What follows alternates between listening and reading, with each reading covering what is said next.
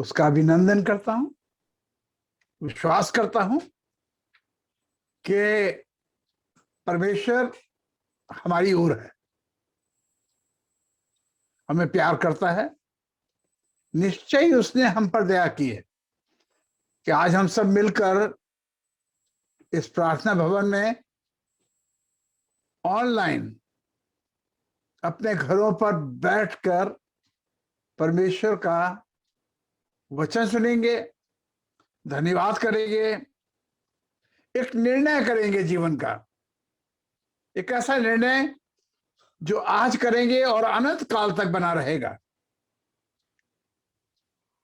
मैं बहुत ध्यान दे रहा था जब मुझे ये निमंत्रण मिला कि मैं आज शाम को आपसे बात करूं, तो मैं सोचने लगा, प्रभु कौन सी बात आवश्यक है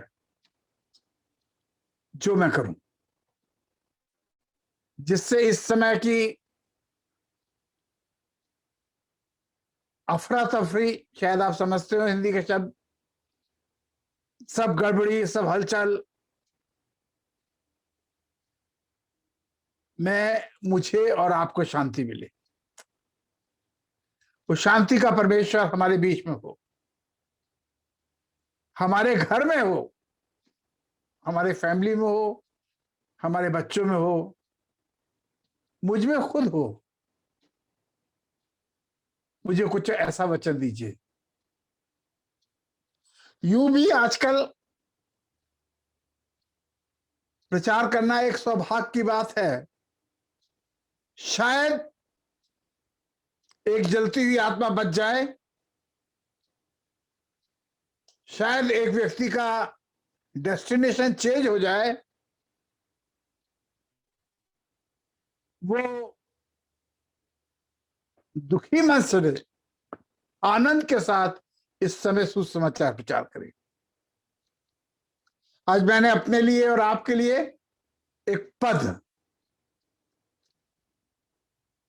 जिस पर सालों साल, करीब 30-35 साल मैं निर्भर रहा हूं, लेकिन योएल नबी की पुस्तक, जोएल चैप्टर 3, योएल उसका 3रा अध्याय और उसका 14वां पद, वर्स 14। निपटारे की तराई में, निपटारे की तराई में भीड़ की भीड़ है, भीड़ की भीड़ है। क्योंकि मुझको तो ये कहने में मुश्किल हो रही है, निपटारे की तराई में भीड़ की भीड़ है। सब चीजें निबट रही हैं जल्दी जल्दी। टेलीविजन की सूचनाएं देखें, लखनऊ में महामारी का ये प्रकोप देखें कि हमारे ग्रेवयार्ड में एक महीने में 15 फ्यूनरल हुआ करते थे, अब 15 और 20 एक दिन में होते हैं।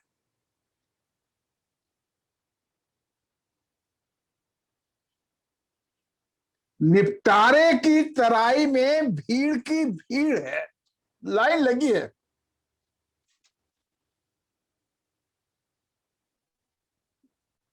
दूसरी जगह पे हम देखते हैं जहां फ्यूनरल होते हैं,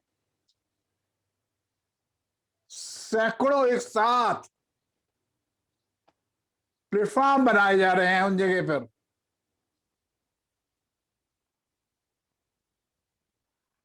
यहां तक कि जहां इलेक्ट्रिक मशीनें हैं, उनकी चिमनियां पिघल रही हैं, बुझने का समय नहीं आता, एक के बाद दूसरी। निपटारे की तराई में भीड़ की भीड़ है।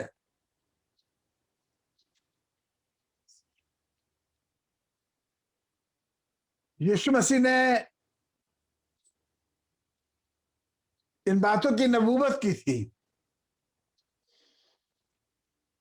और कहा था कि अंत में ऐसा होगा। पर मैं नहीं चाहता। मैं चाहता हूं, और रोया यरूशलेम को देखकर और कहने लगा, मैं चाहता हूं जैसे मुर्गी अपने बच्चों को अपने पंखों तले ले लेती है, वैसे ही मैं तुम्हें ले लूं।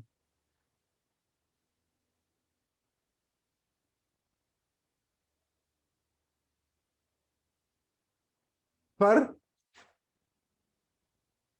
तुमने मेरी बात नहीं सुनी, तुमने नहीं चाहा। मैंने चाहा पर तुमने नहीं चाहा। निपटारे की तराई में भीड़ की भीड़ है, चीजें बहुत जल्दी निपट रही हैं।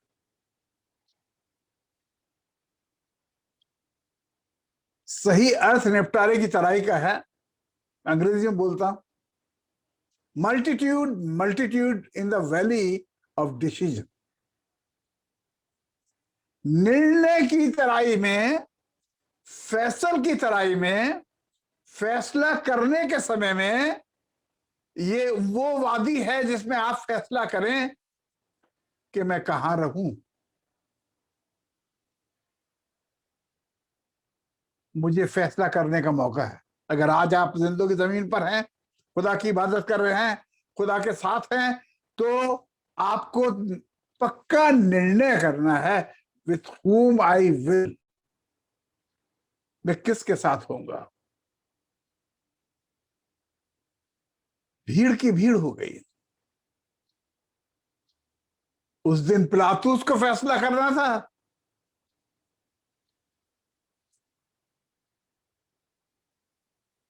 एक दिन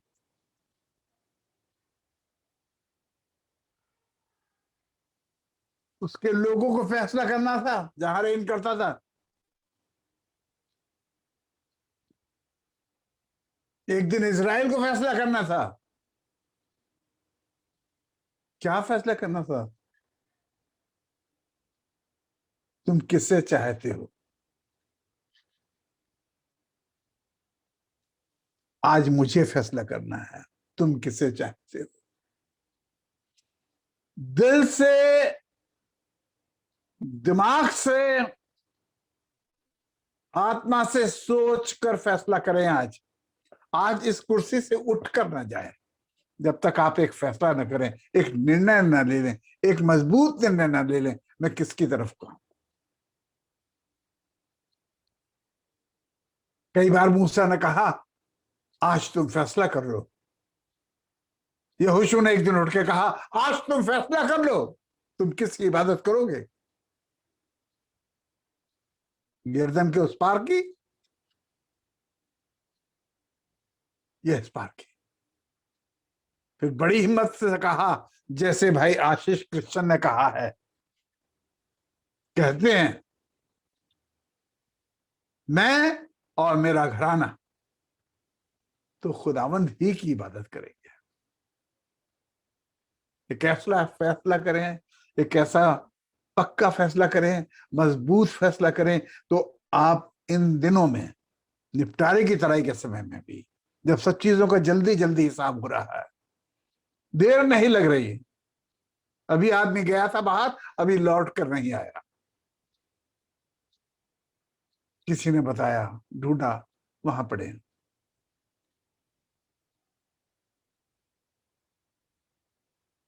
एक ऐसा दिन आए, एक ऐसी मुसीबत का दिन आए, उससे पहले मैं फैसला कर लूं मैं कहां होऊंगा।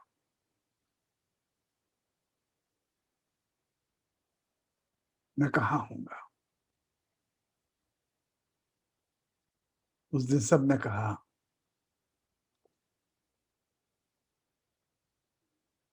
हमें कौन चाहिए। क्या नाम था उसका, डकैत का? हमें बरअब्बा चाहिए, हमें बर्बाद करने वाला चाहिए, हमें नुकसान करने वाला चाहिए, हमें उद्दंड चाहिए, हमें वो चाहिए जिसने बलवे कराए हैं, हमें वो चाहिए जिसने मर्डर कराए हैं। बार बार फैसले का मौका मिलता है, ना सिर्फ मुझे, ना आपको, पर पूरे देश को, पूरे संसार को और किसे चुन लाते हैं? बरअब्बा को चुन लाते हैं हर बार।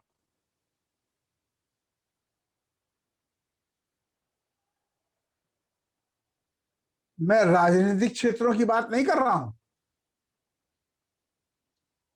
अपने क्षेत्र की बात कर रहा हूं। हम यीशु मसीह को सलीब पर चढ़ा देते हैं और बरअब्बा को अपने लिए छुड़वा लेते हैं।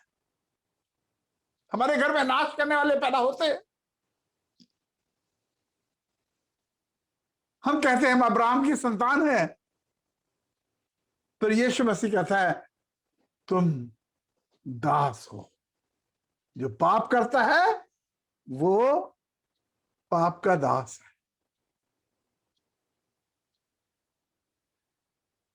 ऐसा नहीं मेरे भाइयों, हम निपटारे की तराई में, हम फैसल की तराई में, हम multitude in the valley of decision में आज खड़े हैं कि आज हमें मौका है कि हम क्या करें।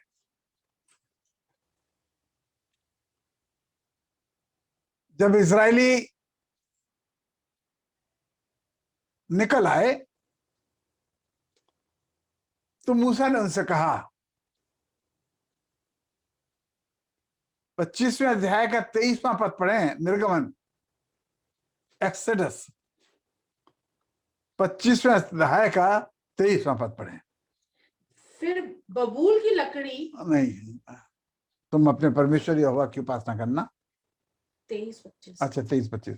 तुम अपने परमेश्वर यहोवा की उपासना करना, तुम अपने परमेश्वर यहोवा की उपासना करना, तब वो तेरे अन्न जल पर आशीष देगा, अन्न और जल पर आशीष देगा।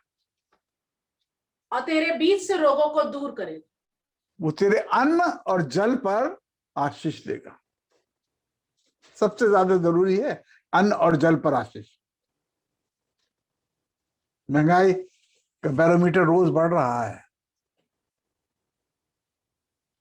तेरे अन्न पर आशीष देगा, और सबसे ज्यादा मुसीबत पानी में है। सही पानी नहीं मिल पा रहा। हमारे देश की संस्थाएं पूरी मेहनत कर रही है, शासन पूरी मेहनत कर रहा है पानी ठीक मिले, पर फिर भी ठीक से पानी नहीं है।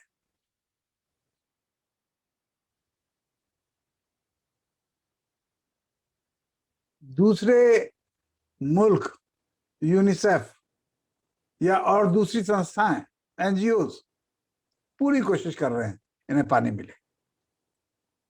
आपका पानी आपको तंदुरुस्त रखेगा अगरचे तुम अपने परमेश्वर यहोवा की उपासना करना, तो तुम्हारे अन्न पर और तुम्हारे जल पर आशीष होगी। और तुम्हारे, आगे पढ़े, लिखा है, और तुम्हारे बीच में से रोगों को दूर करेगा। रोगों को दूर करेगा। और ना कोई, और तेरे देश में, ना देश भर में किसी का गर्भ ना गिरेगा, किसी का गर्भ नहीं गिरेगा, ना कोई बांझ होगी, ना कोई बांझ होगी, और तेरी आयु में पूरी करूंगा। और तेरी आयु में पूरी करूंगा। I am very thankful for this word. Great hope in him. आशा उत्पन्न करता है कि मैं परमेश्वर की उपासना क्यों करूं। मेरे घर में अन्न होगा, उस पर आशीष होगी। मेरे यहां जो पानी होगा उसमें जीवन होगा। मेरे यहां अबिडेंट सप्लाई होगी। परमेश्वर हमें जो पानी देता है, यीशु मसीह ने कहा, यदि तू मुझसे मांगती तो मैं तुझे जल देता, कि तू पीकर फिर कभी प्यासी ना होती और अनंत काल तक वो मरता रहता। सामरी औरत से कहा, देख तेरे पेट में से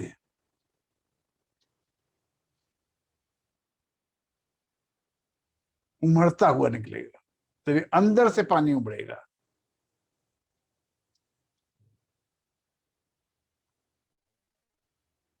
क्या आप चाहते हैं कि आपके घर में आशीष हो? क्या आप चाहते हैं घर में आपके भोजन वस्तु हो? इस महंगाई के जमाने में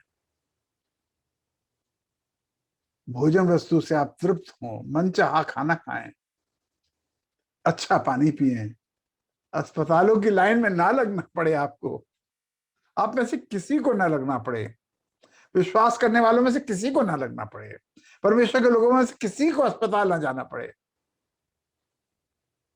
मैं तो बच्चा था, मेरे ग्रैंड पेरेंट्स बताया करते थे, बेटा ऐसा जीवन जीना है कि कभी थाने नहीं जाना, अस्पताल ना जाने पाओ और अदालत में नहीं जाना। खैर अस्पताल में तो नौकरी करता था इसलिए जाता था,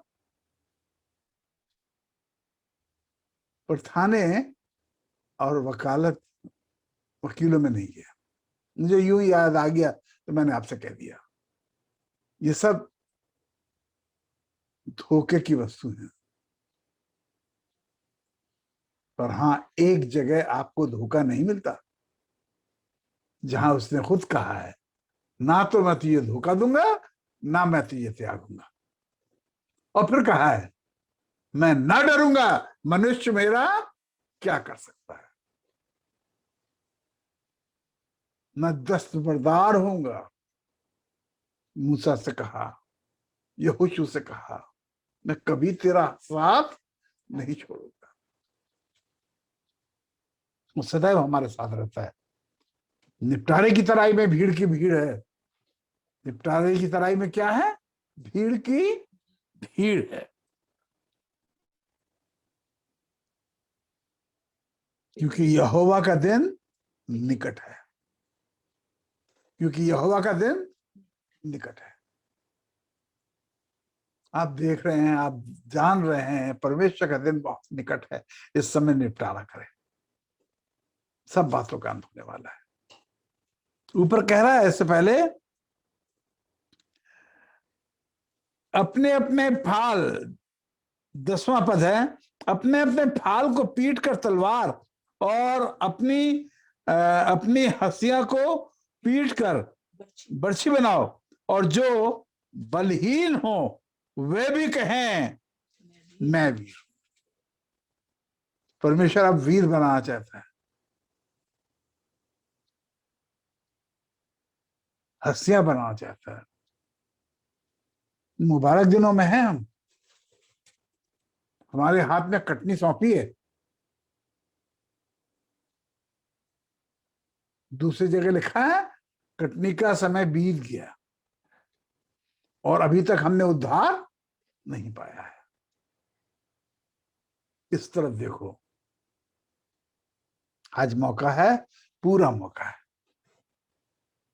वहां चलें बेटा, वहीं निर्गमन में, एक्सोडस में। बहुत गौर से सुनिएगा, वचन निकाल सकते हैं तो निकालिए, बाइबल आपके पास हो, बैठ के बड़े आराम से उठ के ले लें और बातों को पढ़ें। तुम अपने परमेश्वर यहोवा की उपासना करना, तुम अपने परमेश्वर यहोवा की उपासना करना, तब वो तेरे अन्न जल पर आशीष तब वो देगा, तेरे अन्न और जल पर आशीष देगा, तेरे बीच से रोग दूर करेगा, और तेरे बीच में से रोगों को दूर करेगा। तेरे देश में ना तो किसी का तेरे गर्भ देश में ना तो किसी का गर्भ गिरेगा, ना कोई बांझ होगी, ना कोई बांझ होगी, और तेरी आयु में पूरी कर, तेरी आयु में पूरी करो। आज आयु मांगने की जरूरत है। खुदा बाप ने जो कहा है उसे करने की जरूरत।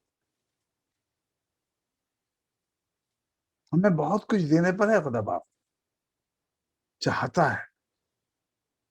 उसने कहा,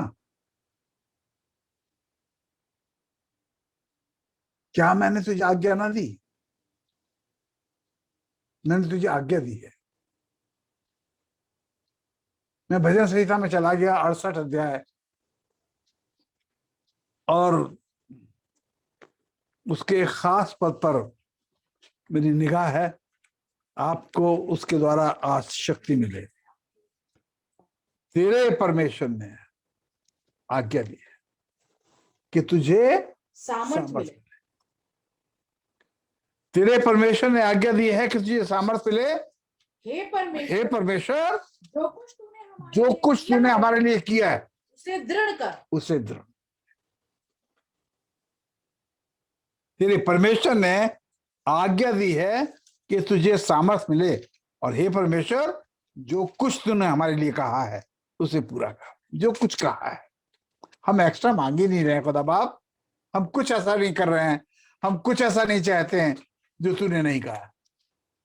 और तू अपने वचन के पीछे खड़ा रहता है, वचन के साथ खड़ा रहता है, वचन को काम करने के लिए सामर्थ्य बनाता है। जब वचन बोला जाता है तो आसमान और जमीन इस बात को सुनते हैं। तूने अपने वचन को सुनाने के समय आसमान और जमीन को गवाह बनाया है। तूने आसमान और जमीन के सामने हमसे ये बातें करी हैं कि यहोवा ने आज्ञा दी है। क्या आज्ञा दी है? कि तुझे सामर्थ्य मिले। कि तुझे सामर्थ्य मिले। हे परमेश्वर, जो कुछ तूने हमारे लिए कहा है, जो कुछ तूने हमारे लिए किया है, उसे दृढ़ कर। उसे दृढ़ कर दे। जहां खुदा का कलाम लिखा है, जब आपने विश्वास किया है, आप उसे अपने लिए लें। और ये हो नहीं सकता खुदा बाप उस कलाम को आपके लिए पूरा ना करे। You claim the word, what God had said to you. जो खुदा ने कहा वो निश्चय आपके लिए पूरा होगा। तेरे परमेश्वर ने आज्ञा दी है कि तुझे सामर्थ्य मिले, वो तेरे लिए पूरी होगी। आयु पूरी करेगा। उसने कहा उससे मुझसे दिल लगाया है, इसलिए मैं उसे छुड़ाऊंगा और मैं उसे छुड़ाकर ऊंचे स्थान पर, क्योंकि उसने मेरे नाम को जान लिया है। वो मुझसे दुआ करेगा तो मैं उसकी सुनूंगा। मैं उसे पूरी आयु से तृप्त करूंगा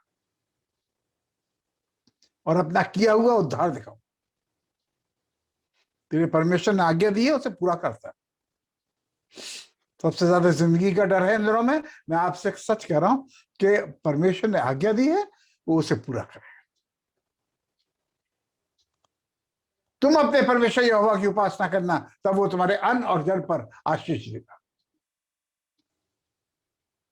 और रोगों को दूर करेगा। क्या वायरस है दुनिया में भरी पड़ी है, वायरस। दुनिया मौत से भरी पड़ी है सब।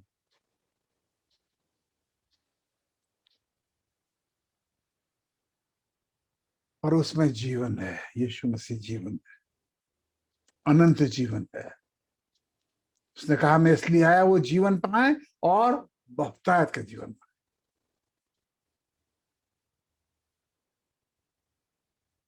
वो भूखों को तृप्त करना जानता है, वो प्यास को संतुष्ट करना चाहता है। तृप्ति, पूरी तृप्ति। धन्य है वे जो धार्मिकता के भूखे और प्यासे, वे तृप्त किए जाएंगे। प्रभु यीशु मसीह तृप्ति देना चाहता है, अपनी बात पूरी करना चाहता है। कितना भयंकर पैनाडेमिक है। ये नहीं कि अभी आया है, कई बार होते रहे हैं, कई बार होते रहे हैं। इसका नाम कोविड-19 है, कोई कोई और नाम से जाने जाते रहे। ये हमारे समय में है कि हम इस समय परमेश्वर की ओर मुड़ जाए, ध्यान दें, अपना गंतव्य तय करें। हम कहाँ होंगे?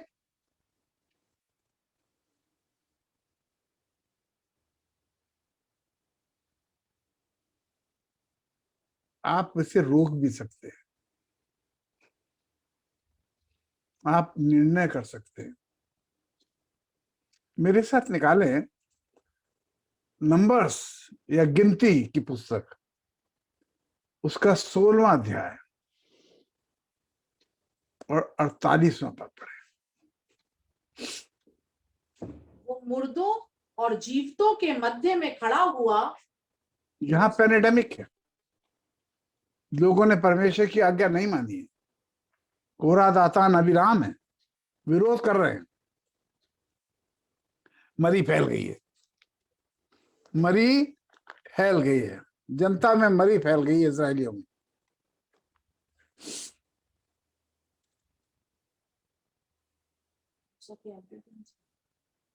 मूसा की आज्ञा के अनुसार नहीं फैली। फैली तो इसलिए है कि उन्होंने मूसा की आज्ञा का विरोध किया है, मूसा को अपना खादिम मानने से इनकार करा है। इन 3 आदमियों का नाम कोरह, दातान, अबीराम है। जमीन फट गई, इनके पूरे खानदान सामान समेत जानवरों समेत उसमें समा गए, और 250 प्रधान जो इनके साथ थे वो भी समा गए। इनके आसपास के जो घर थे या बनाए गए थे टेंट थे वो भी समा गए।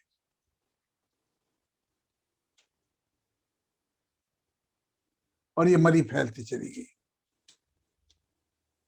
जब मरी बहुत फैल गई तो मूसा ने कहा, मूसा की आज्ञा के अनुसार, मूसा की आज्ञा के अनुसार हारून धूपदान लेकर, हारून धूपदान लेकर मंडली के बीच में दौड़ गया। मंडली के बीच में दौड़ गया। मैं चाहता हूं मंडलियां बचाई जाए, प्रभु यीशु मसीह में मंडलियां बचाई जाए।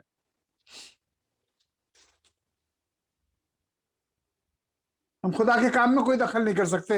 मुझे मालूम है कि परमेश्वर को इस पैंडेमिक के विषय में पक्का मालूम है।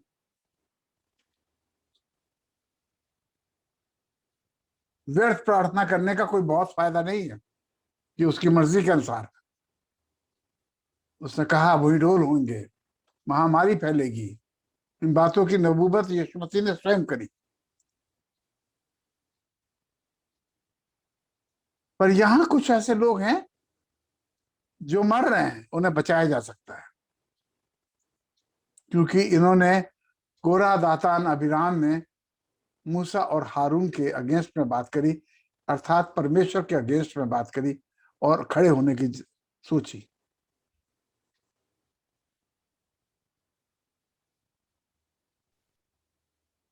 और जब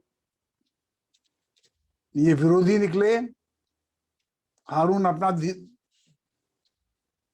धूपदान लेकर आया और वो लोग अपना लाए, और उसमें आग नहीं आई, उसे बरकत नहीं मिली,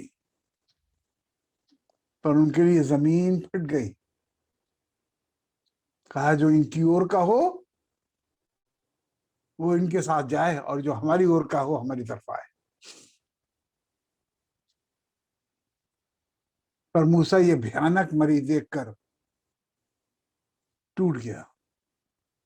उसने फिर भी परमेश्वर से प्रार्थना करी कि इन्हें क्षमा कर दे, और अपने बड़े भाई हारून से कहा, जो याजक था। क्या कहा? मूसा की आज्ञा के अनुसार हारून धूपदान लेकर मंडी के बीच में दौड़ गया। ये देखकर लोगों में मरी फैलने लगी। उसने धूप जलाकर लोगों के लिए प्रायश्चित किया, लोगों के लिए प्रायश्चित किया।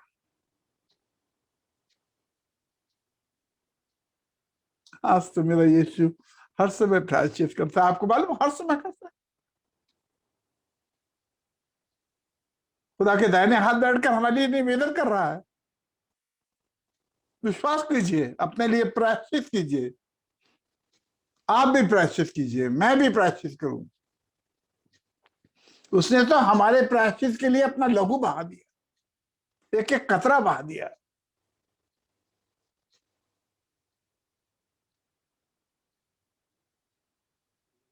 सिर्फ बातों ही से नहीं, उसने कतरा कतरा अपना लहू बहा दिया, ताकि मेरे पापों का प्रायश्चित हो।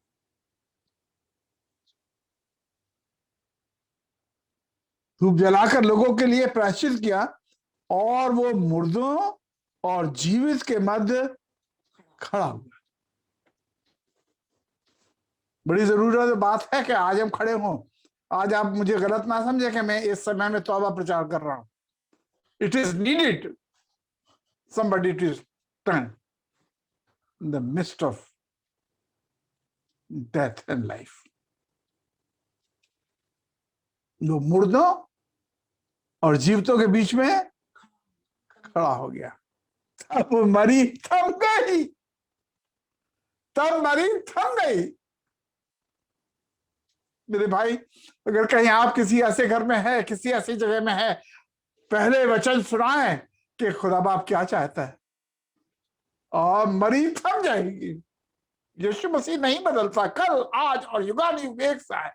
मैं यहोवा बदलता नहीं तो तुम नाश हो गए होते। ये लोग परमेश्वर और परमेश्वर पुत्र यीशु बदलते नहीं है। They are the same. अगर उन्होंने उस दिन उनके लिए किया था तो आज हमारे लिए भी करेंगे। यद्यपि हम गलत हैं, यद्यपि हम मरने वाले हैं, यद्यपि हम खत्म होने वाले हैं, यद्यपि हमारा निपटारा होने वाला है, वो हमारे लिए भी करेंगे। उसने किया, सलीब पर किया। सब लोग उसके विरोध में खड़े थे, पर वो कहता है, बाप इन्हें माफ कर, क्योंकि ये नहीं जानते ये क्या करते हैं। प्रभु प्रेम करता है आपको, मुझे प्रेम करता है, हम पर दया करता है, हम पर तरस खाता है। नहीं चाहता कि हम बेमौत मरें, नहीं चाहता हम यूं ही निबट जाएं। वो चाहता नहीं, रुकें, ठहरें, परमेश्वर पर ध्यान दें। वहां तो भीड़ की भीड़ है ही है, वो तो चौड़े रास्ते में जा ही रही है। उन्होंने अपना मार्ग ले लिया है, पर आप हैं उन्हें सही राह दिखा सकते हैं, आज दिखा सकते हैं। अपने बच्चों को, अपने खानदान को, अपने लोगों को ठीक रास्ते पे चला सकते हैं। वहां भीड़ की भीड़ है।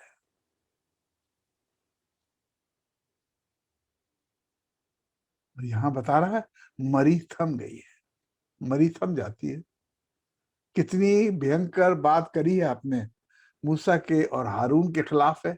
खुदा की बातों को मूसा और हारून बताया करते थे, उनकी बराबरी में करना चाहते थे, उनके बराबर, उनके अगेंस्ट एक इन लोगों ने गोष्ठी करी है। 250 प्रधानों को अपनी तरफ कर लिया है कोरा, दातान, अबीराम ने। उनका तो सब कुछ नाश हो गया, और मंडली में मरी फैल गई। 20 लाख लोगों में मरी फैल गई। कैसा लगेगा, कैसा लगा होगा। मेरा भाई, मेरी बहन, मेरा दोस्त, हमारे रिश्तेदार उसमें जा रहे हैं, मरी से मर रहे हैं, पट पट गिर रहे हैं। कैसा लगा होगा इजरायलियों को, कैसा लगता होगा उस घर को जहां लोग इस मरी से मर रहे हैं। अभी था, अभी चला गया मेरे हाथ से। मेरा बेटा, मेरा पति, मेरी पत्नी। कितना भयानक मंजर। मैं उस कॉलोनी में रह रहा हूं जहां बहुत अधिक कोरोना वायरस का इफेक्ट है।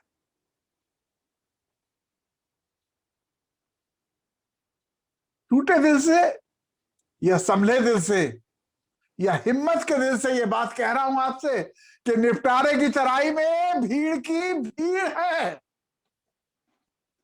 धूपदान तैयार करो। धूपदान प्रार्थना है, उसमें धूप डालो। जिंदों और मुर्दों के बीच में खड़े हो जाओ, और मरी थम जाएगी। आपकी दुआ से मरी थम जाएगी, आपकी उपासना से मरी थम जाएगी, आपकी उपासना से अन्न और जल पर आशीष आएगा, आपकी उपासना से रोग दूर हो जाएंगे। कोई बांझ नहीं रहेगी, आयु सबकी पूरी होगी, पर हमारी उपासना से। इस समय लेजी ना हो, इस समय कमजोर ना हो। ये समय सही समय निर्णय लेने का है। ये वो समय है, वो पैनिक समय है। पैनिक समय था जब उन्होंने कहा, नहीं, हम बरअब्बा को चाहते हैं।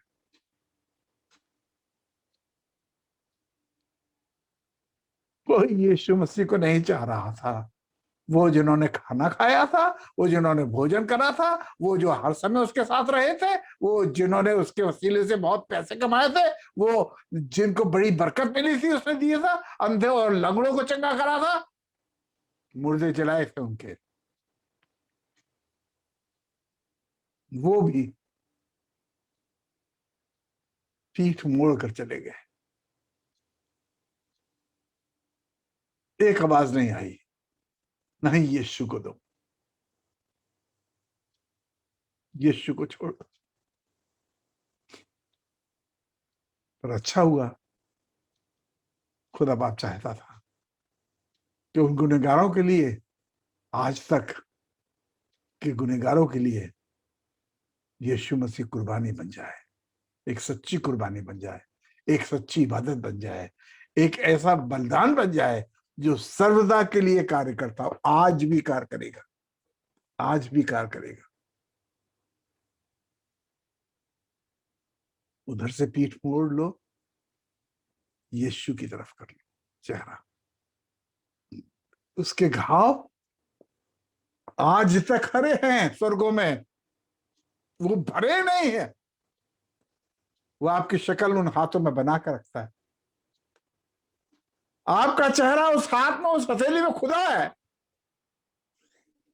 उस सीने के छेद में जहां भाला मारा गया था, वहां आप हैं। वहां से खून की धार और पानी की धार आपके लिए बह रही है कि आप शुद्ध हो जाएं, आप जीवन से भर जाएं। Do not miss the chance. आज यीशु मसीह को पूरी तरह से ग्रहण करो। योएल नबी ने आगे कहा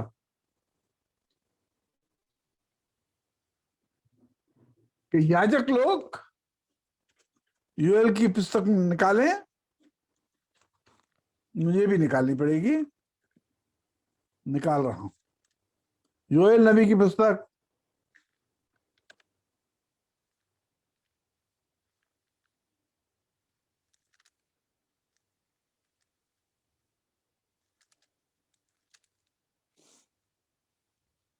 निपटारे की चढ़ाई में भीड़ की भीड़ है। यहोवा का दिन निकट है। तो क्या करे प्रभु? सिय्योन में नरसिंगा फूको, उपवास का दिन ठहराओ, महासभा का प्रचार करो, लोगों को इकट्ठा करो, लोगों को इकट्ठा करो, सभा को पवित्र करो, पुरनियों को बुला लो, बच्चों और दूध पियों को भी इकट्ठा करो। दूल्हा अपनी कोठरी से और दुल्हन भी अपने कमरे से निकल आए। सिय्योन में नरसिंगा फूको। मुझसे सिय्योन में नरसिंगा फूकने को कह रहा है। कलीसिया में नरसिंगा फूको, जोर की आवाज से कहो, गला फाड़ कर कहो, चिल्ला कर कहो।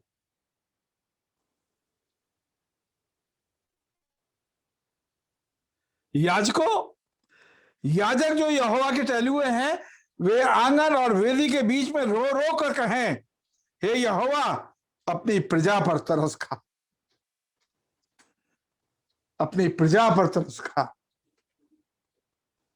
याजकों को धूप दाल लेकर आंगन और वेदी के बीच में टहल टहल कर कहना है, प्रभु दया कर, प्रभु दया कर, प्रभु दया कर, प्रभु दया कर।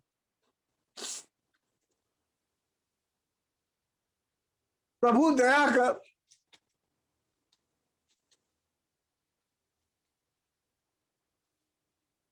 अपनी प्रजा पर तरस खा, अपने निज भाग की नाम धराई ना होने दे, और ना अन्य जातियां उसकी उपमा देने पाए। प्रभु दया कर, प्रभु दया कर।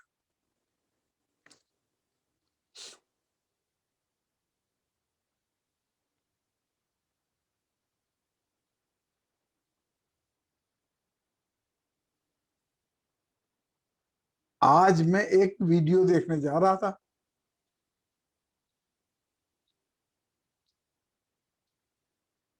जिसमें बड़ी कड़वी बात थी।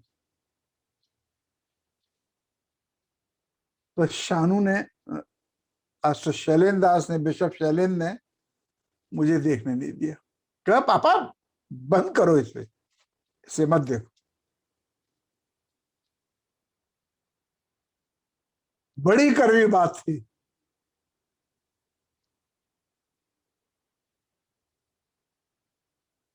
क्या थी? पास्टर्स क्यों मर रहे हैं? हाँ, हम मर रहे हैं क्योंकि मैं दुआ नहीं करता। हम दुआ से अलग हो गए। हम मंदिर की तरफ नहीं जाते।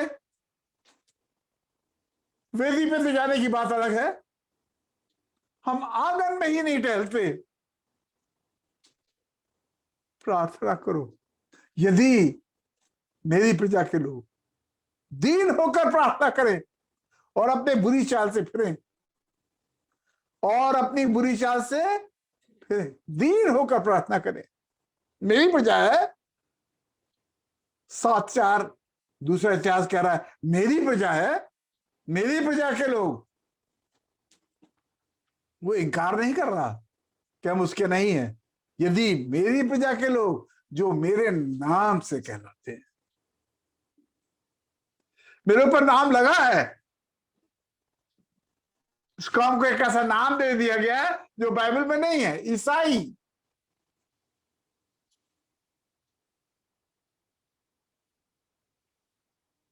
होना तो क्रिश्चियन ही चाहिए था, द फॉलोअर ऑफ क्राइस्ट। पर मुझे नाम दिया गया है, मैं कहलाता हूं।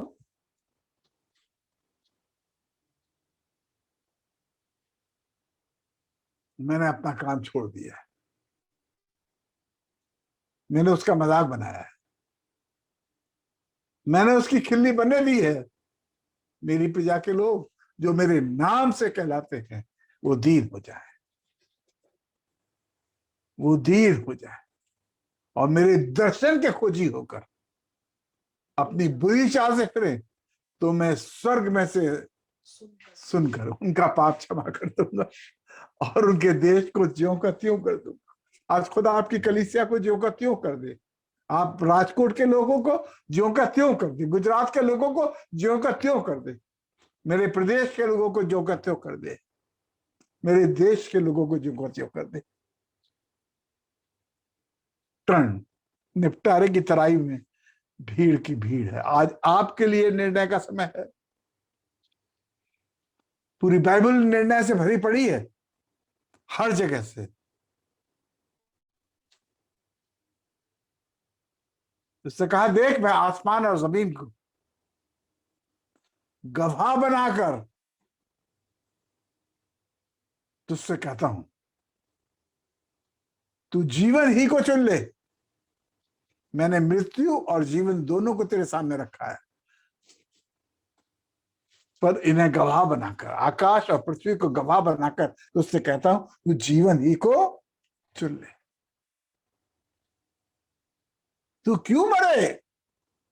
मैं किसी के मरने से खुश नहीं होता, परंतु ये कि वो जीवन पाए, मन फिराए, पश्चाताप करें, पार्टी चेंज कर लें, विचार चेंज कर लें, चिपक जाए सलीब से, यीशु से लिपट जाए। यीशु मसीह चाहता है। उसने बड़ी आवाज से कहा, हे सब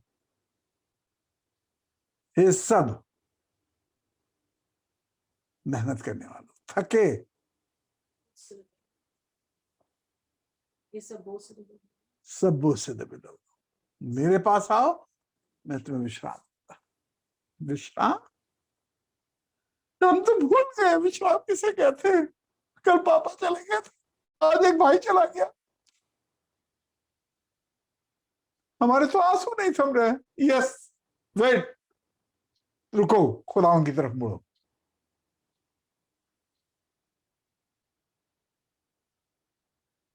अगला हादसा नहीं होगा, आपके हाथ से नहीं निकलेगा, हद से ज्यादा नहीं होगा। खुदावंद मेहरबान है, दया करेगा। याजको, वहां जहां multitude in the valley of decision, वहां आप एक निर्णय ले सकते हैं, वहां आप एक निर्णय ले सकते हैं, ऐसे खराब समय में निर्णय ले सकते हैं। मैं खुदावंद का हूं।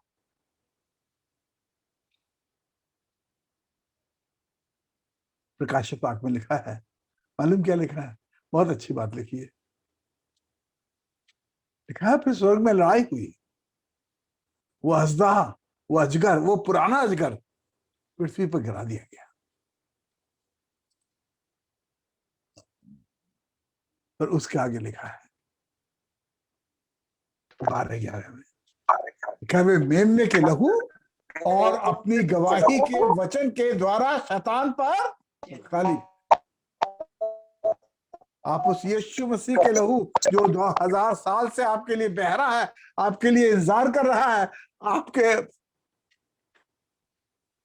लिए उद्धार का कारण है, वो मेमने के लहू और अपनी गवाही के कारण उस पर जयवंत है। मैं चाहता हूं आज खुदावंद जयवंत हो और आप जयवंत हो। आज मेरा खुदावंद यीशु मसीह जयवंत हो। इस मुसीबत में, इस मौत में खुदावंद यीशु मसीह खड़ा हो जाए और जिंदगी, उसकी जिंदगी आपको मिल जाए और आप उसके नाम से जयवंत हो। This Christ is real. आप इसे छू कर देख सकते हैं, विश्वास से कमरे में अकेले होकर पूरे दिल से घुटने पे आएंगे, आंसुओं पे आएंगे। You can feel him, his presence. टटोल सकते हैं, आपको मिल सकता है। ये एक ऐसी अद्भुत बात नहीं है कि कहीं है, तू कहेगा आसमान से और तू पृथ्वी से कहेगा कहीं से निकला है। ये तेरे मन में है, तेरे मुंह में है। ये वही विश्वास का वचन है जो आज मैं प्रचार कर रहा हूं कि यदि तू यीशु को प्रभु जानकर अंगीकार करे और मन से विश्वास करे कि परमेश्वर ने तो मृतकों में जिलाया, तो तू निश्चय उद्धार पाएगा। ये वो यीशु नहीं है कि तू कहे कौन कब्र से खोद कर लाएगा, कौन आसमानों में चढ़ेगा और लेकर आएगा। He is with you. तो तेरे मन में है और तेरे मुंह में है।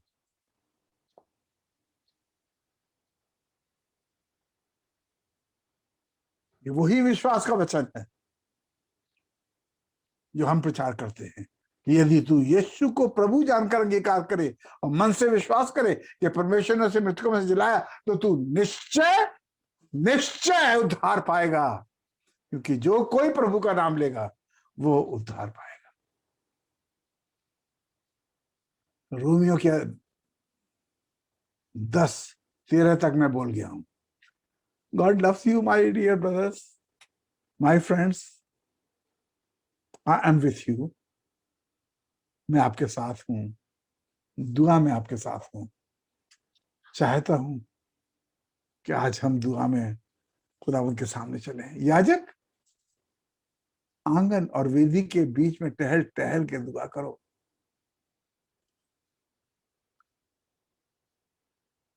तुम अपने परमेश्वर यहोवा की उपासना करना, तेरी आयु को पूरा करेगा।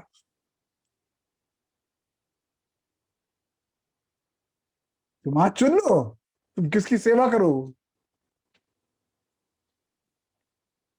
तुम किसे चाहते हो कि तुम्हारे लिए छोड़ दिया जाए।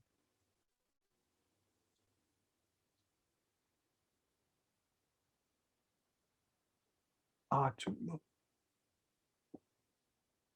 आज उसके घाव देखकर जो हरे हैं और आपकी तरफ ललायत हैं, चाहते हैं कि ये शख्स मुड़कर मुझे देख ले, मेरी तरफ इसकी निगाह हो जाए। एक बार ये निगाह तो करे मैं कितना प्यार करता हूं, तो मैं इसे मौत से क्या सब मुसीबतों से छुड़ा कर खा। इस समय में भी इसके घर में, इसके दिल में अपनी शांति को भर दो।